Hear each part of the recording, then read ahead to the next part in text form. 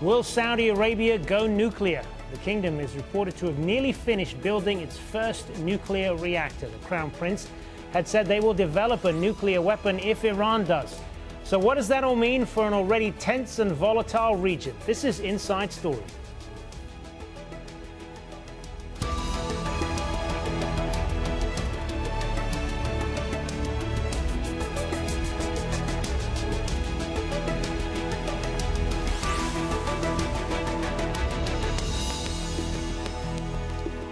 Hello and welcome to the program. I'm Hazem Sika. If Iran develops a nuclear bomb, we will follow suit. That was the warning from Saudi Crown Prince Mohammed bin Salman last year. Today, the kingdom may be a few months away from completing its first nuclear reactor, and some arms control experts are alarmed. These photos published by different media show the reactor site in the King Abdulaziz city for science and technology on the outskirts of Riyadh. Construction is apparently nearly done around a vessel believed to contain atomic fuel. Saudi Arabia is yet to sign up to the international framework that seeks to ensure atomic programs are not used to build weapons, and it hasn't adopted rules allowing inspectors to look at its sites. Saudi Arabia has been open about its ambitions to have a nuclear plant that it says is for civilian purposes.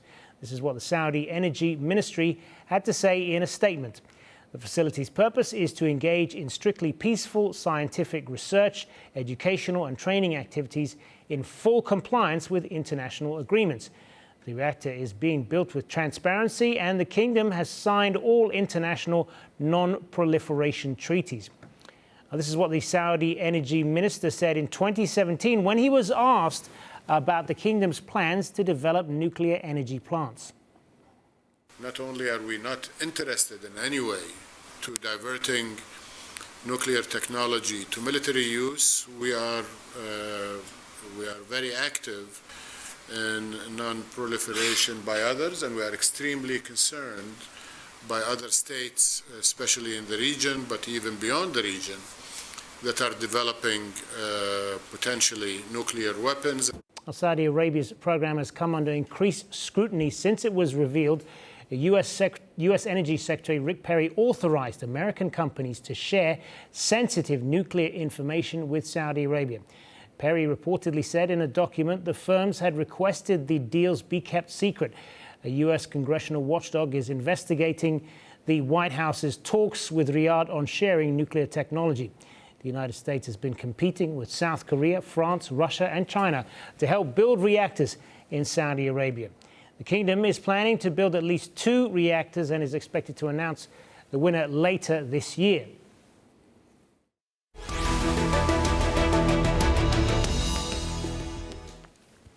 Well, let's bring in our panel now to talk more about this. Joining us from here in Doha is Ibrahim Fraihat, Associate Professor of Conflict Resolution at the Doha Institute. And from Tehran, Seyed Mostafa, Khoshcheshm, Professor of Journalism at the Fars Media Faculty under the Applied Sciences University.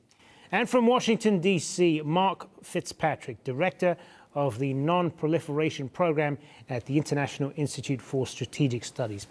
Good to have you all with us. So, Ibrahim, let me start with you then. What do you make of this development? Are the Saudis going to use U.S. nuclear energy info to get nuclear weapons, as some have expressed fear about? Well, we are still in a very early stage about this. We are talking about the development of a nuclear reactor that's not yet completed. The estimate is that it will need approximately 1 year to be completed. We are not talking about the major elements of such nuclear capacity, which is basically the enrichment of uranium or the reprocessing of plutonium. And the third element, which is the signing of the non-proliferation treaty that Saudi Arabia signed in 1988. So it's committed to this non-proliferation according to that treaty.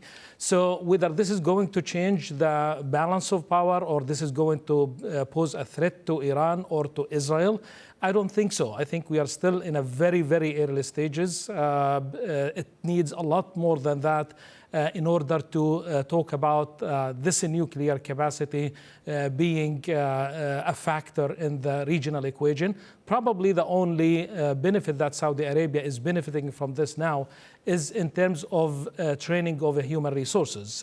Saudi scientists, if this is the case, that they are receiving the training from the from the American companies that are involved in this. But other than that, I think we are still, for now, looking at it, in my view, in terms of an attempt to have a nuclear capacity, a peaceful capacity, but we are still very far away from translating this into influence politics and the balance of power in the region. Mostafa, Khoshcheshm, what implications is Saudi Arabia having a nuclear plant going to have for Iran then, particularly when so much of the focus in this region was on Iran's nuclear ambitions? And it was part of the reason, of course, that we had that international nuclear deal that was made with Iran. How are they reacting to this? You know, the world states are, entitled to develop, to diversify their, energy programs and resources. But, and that includes also the nuclear energy. If you are a member of the IAEA, then you are entitled to develop a civilian nuclear technology. But the point here is that the Saudis are no member of the IAEA. They are not open to international monitoring and inspection. They have signed the small quantities agreement, but that doesn't open their facilities to international monitoring and inspection. On the opposite side, Iran has been a member of, the IAEA. Everyone knows about that. It's been in full compliance with the NPT rules and regulations. It has signed a nuclear deal that some believe that it's somehow unique regime of inspections to Iran. More than any other state, Iran has been under international monitoring and IAEA inspection even before the nuclear deal. Now, after the nuclear deal was abrogated by the United States and the EU is still adamant to complying with its terms, Iran has been a trustworthy partner in full compliance with the deal, according to over a dozen IAEA reports. And that shows Iran is a very sober and responsible actor, and it is under, international inspections 724. What matters here is that the Saudis, not only they are no member of the IAEA and not open to international monitoring and inspection, they have proved to be an irresponsible actor in the Middle East. Take a look at what they've done in the last couple of years. You will come up with so many stories like incarceration of the Lebanese prime minister, the prime minister of a sovereign state, then to the brutal killing of Jamal Khashoggi, laying siege in Qatar, threatening Tehran with opening war and taking the war to Tehran streets. That, by the way, happened a month later with the terrorist attack on the Iranian parliament. So they are a very adventurous state. They are a source of instability in the region. In the words of former U.S. Vice President Joe Biden, he actually blamed Saudi Arabia as well as two other U.S. allies in the region for the start of war of militancy and the havoc in the Middle East, in Syria and Iraq. So when you have a state that is irresponsible, that's, by the way, a despotic rule and treating, the population in Saudi Arabia with force and with tribal rule, and a state that's, adamant to stability and regional security, this would be complete insanity to provide the Saudis with such sensitive technology outside international monitoring and inspection. And that's why I believe that the U.S. Congress is also very much serious about this. But the situation grows grave when you come to notice that, in the words of some, U.S. Congress people, they've stated that the Trump administration has been adamant to impose a ban on the delivery of nuclear enrichment and plutonium reprocessing technology to Saudi Arabia, meaning that if there is a good deal, they would provide the Saudis with such sensitive technology. When the U.S., my final sentence is that when the U.S. abrogates the deal with Iran, with so many other world states standing in opposition to such a move by the U.S., claiming some non-proliferation concerns, and at the same time, they go for a deal with the Saudis, and they are adamant to placing a ban on uranium enrichment and plutonium reprocessing technology. And they provide them with this technology. That shows full hypocrisy. That shows that the U.S. feels no non-proliferation concern for Middle East and for Middle East security and stability. Mark Fitzpatrick, given all of everything you've just heard there from Mostafa, and I want to ask you as well about the concerns that have been expressed in Washington about this by politicians from both parties, not just the opposition Democrats, but a number of prominent Republicans about the whole idea of the U.S. Sharing sensitive nuclear information with Saudi Arabia. Given much of what Mostafa has said there, are they right to be concerned? Well, there are reasons to be concerned, but there's a lot of exaggeration. Let me clarify a couple of things. Number one, Saudi Arabia is a member of the IAEA. Saudi Arabia today is in compliance with its obligations to the IAEA. But the point made by your guest in Tehran is that Saudi Arabia has not agreed to fuller inspections, which it has been asked to. And before the research reactor that is being built comes online, it will have to join the general safeguards agreements that all other states have. So that will happen. With regard to the U.S. nuclear cooperation agreement, the United States is not going to provide enrichment, uranium enrichment, or plutonium reprocessing technology. They're not going to do that. The issue is, will the United States require Saudi Arabia to forego getting these technologies from any other country in exchange for U.S. nuclear cooperation, the way that the United States required the United Arab Emirates to do? And that's the issue. The Saudis don't want to give up uranium enrichment, and U.S. administration seems to be weakening on this and ready to strike a deal without that requirement. But as you've noted, members of Congress are concerned. 5 Republican senators said they don't want to engage in a nuclear cooperation agreement with Saudi Arabia. I think they would agree to it if it had a strict gold standard requirement that Saudi Arabia could not pursue enrichment and reprocessing. And without enrichment or reprocessing, you can't get nuclear weapons. So the nuclear technology the United States would share with Saudi Arabia is not sensitive in that regard. But there are many reasons to be concerned, and I think your other guests have noted. So if let's say the Saudis don't agree to this so-called gold standard, which is, as you say, no enrichment of uranium, no reprocessing of plutonium, and accepting regular intrusive international inspections, should the U.S. just walk away then? I think the United States should negotiate very strictly with the Saudis and get them to accept such a standard. Should they walk away? The difficulty is if the United States walks away, the Saudis could strike a deal with Russia or China, and there wouldn't be much requirements at all. So that's what the United States is grappling with right now. I think the United States has a lot of leverage with Saudi Arabia. They're strategic partners, but most of the relationship is in the advantage of the United States, and the Saudis need the United States more than vice versa. All right, let's put that point then to Ibrahim then.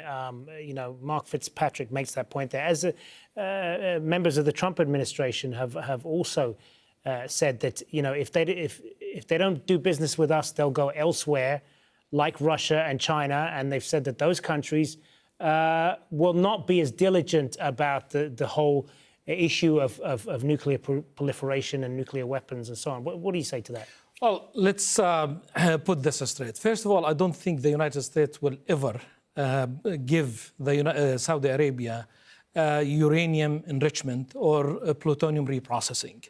This is a technology that presents a serious risk for Saudi Arabia and positioning in the region, and in particular for Israel. And the reason actually we haven't seen any Israeli opposition to this is that this does not present any threat to it. So that's something the Trump administration, along with Israel, they're on the same page. And I don't think what we're seeing now is more than just making more technology, sales of technology, right, for the Trump administration selling to Saudi Arabia. So it does not have any political implications, in my view. The U.S. administration does not trust that Saudi Arabia would deal with this technology the way it should, in order, again, not to present any threat to Israel. And this is the key point to this. Brad Sherman, a congressman who commented, who told Pompeo that if you don't trust the Saudi regime with a bone saw, then how are you going to trust them with the nuclear technology? So this is something that's given in order to this. Now, what is actually concerning about the whole idea and the whole thing is about why this is being done in a very secretive way. Is that Jared Kushner is managing the whole thing along with Trump and other officials in the U.S. administration. There are some American companies that are seriously pushing for this sales, just to pick up on that, they're saying International. They're saying it's kept. They're keeping it secret because the documents contain proprietary business information. In other words, there's knowledge that the companies involved don't want their competitors to get hold of. So there's valid business reasons. Not necessarily, Hazem, because there are reports already that link some U.S. officials like Michael Flynn, the former National Security Advisor, to some of these companies that are pushing seriously for these sales, like IP3 Internationals. That's one of the firms that is seriously and significantly pushing for such sales. So why this is being done in the most secretive way and is passing by the Congress, is not going through the Congress, and actually Secretary of Energy Rick Perry and Pompeo, they are not answering the questions actually that the Congress is asking. So there is something here is not very clear about and is not very transparent. If we're talking about some legitimate business that is being done in terms of technology and that it's going through the U.S. administration, it can simply be done in the most transparent way, which is not the case. And again, the fact that Israel is not saying anything about this, and the whole, because the whole idea of the regional factor here, because we have to take the regional context into consideration, because the Trump administration has been moving the embassy, the American embassy, from Tel Aviv to Jerusalem, giving Israel the Golan Heights as if he owns it.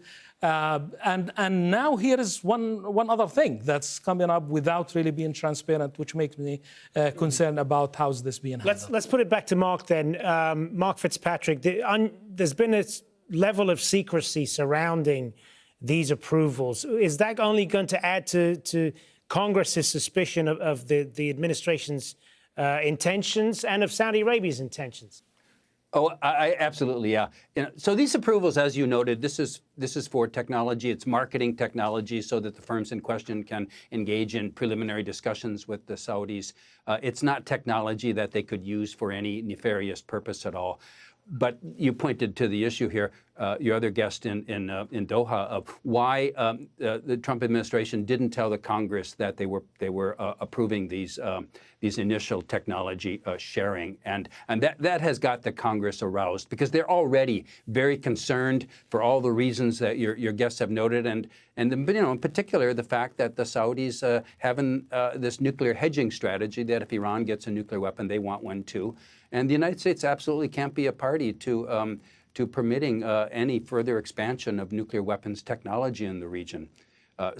Yes, the Trump administration's secrecy here involves, as the professor noted, Jared Kushner having conversations that aren't reported to anyone, and the Congress needs to know what's going on. Yeah, Mostafa, you pointed out earlier what you felt were a lot of the hypocrisies in all of this as far as Iran's concerned. But what about the concerns that the people in Iran might have, particularly the hardliners there in the leadership, about the security implications of this? That if they see that Saudi Arabia is moving further in the direction of nuclear power, that could perhaps lead to them trying to acquire nuclear weapons. What is that going to do for their concerns in the region about security and about the fact that they have been, they say, complying with all of the international requirements of pursuing peaceful nuclear power with that agreement? Well, a good question, actually. But before that, I need to raise a couple of points. I do agree with my colleague in Doha that there is much secrecy surrounding this case that he explained. And at the same time, there have been congressional reports accusing Donald Trump administration of efforts to bypass the Congress in this deal.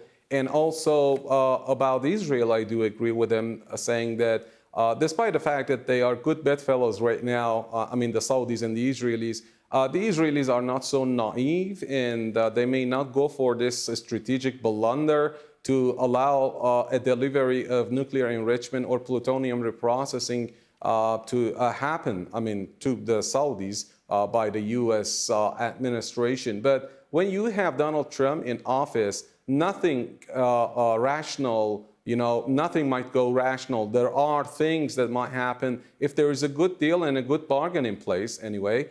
That's why there are worries, not just in Iran, but in the entire region, that the Saudis, that's true. I agree with Mark Fitzpatrick that the U.S. Wants to be in control through this deal in order not to push the Saudis towards the Chinese and Russians. But a study of the situation in Saudi Arabia shows that they could go both ways. They could have a deal with the United States, and at the same time, they could go the rest of this way with the Chinese, with Pakistan especially, or with anyone else. Remember that Saudis are in possession of a good number of missiles, ballistic missiles that they've procured from a number of countries, including the Chinese, with a range of 4,000 to 5,000 kilometers. That's double the range of Iranian missiles. And still there are reports coming from the Washington Post and from other U.S. media outlets saying that the Saudis have started developing a homegrown ballistic missile technology. That's a suspicious move. That could be a move towards developing a delivery system for a future nuclear bomb. So these are very sobering, moves, and there are growing concerns everywhere. But in Iran, it's interesting to note that the Iranian Supreme Leader stated a couple of weeks ago that, yes, the Americans are providing the Saudis with the nuclear capability, but considering that the Saudis are not very strong in their power, and a coup or a revolution might happen in future or any time in future, and people and Muslim nation will come into power. Maybe some anti-Israeli, anti-American rulers will be in power in Riyadh in the next few years, and this nuclear capability would serve anti-American and anti-Israeli moves by the Muslim world. I just want to get what's probably going to be the last word then to Mark Fitzpatrick. There's been concern expressed before the news of this particular story came out about the Saudi leadership is playing the United States in a lot of ways, and they're being manipulated by the Saudi leadership, particularly by Crown Prince Mohammed bin Salman. Do you think there's any truth to that? It's a very odd situation. Why it seems that the Saudis are able to get away with so much, the murder of the journalist Khashoggi, their efforts in Yemen, unending war. And they do have some influence over the Trump administration and this particular personal relationship with Jared Kushner. But the strategic relationship goes back a long way. There are reasons for that. And U.S. concerns about Iran make them naturally disposed toward having a stronger relationship with Saudi as a counterpoint to Iran. So, there's a lot of reasons for concern, but there are reasons why the United States has a strong relationship with Saudi Arabia. That is going to have to be the last word. Thank you to all of you, Ibrahim, Fraihat, Mostafa, Khoshcheshm, and Mark Fitzpatrick. Thanks very much for being with us. And thank you for watching as always. Remember, you can see this program again anytime by going to our website, aljazeera.com. And for more discussions, you can go to our Facebook page. That's facebook.com facebook.com/AJ Inside Story. You can also join the conversation on Twitter. Our handle there is @AJ Inside Story. For me, Hazem, Sika, and the whole team here. Bye for now.